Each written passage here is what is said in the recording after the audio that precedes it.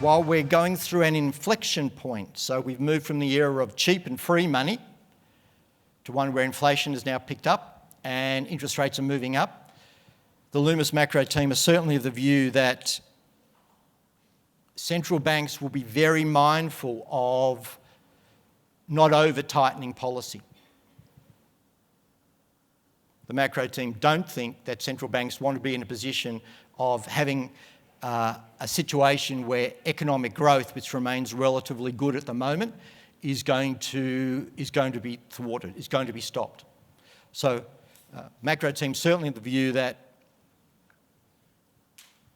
central banks will look at the data as they change their monetary policy,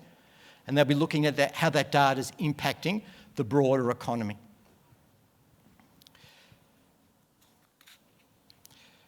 So solid growth, global expansion likely to remain on track,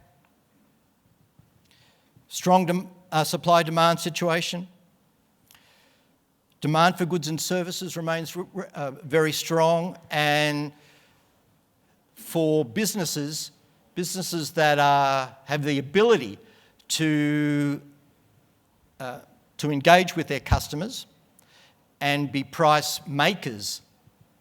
rather than price takers, the Loomis team are going to be very worthwhile, particularly in a period of rising inflation. Credit market outlook remains pretty strong.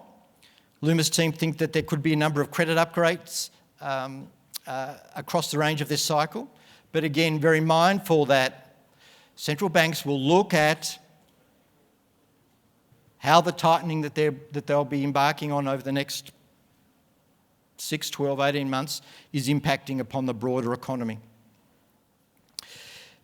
You should expect inflation to remain well above the most central banks' target of 2 to 3%. So don't be surprised as we move through 2022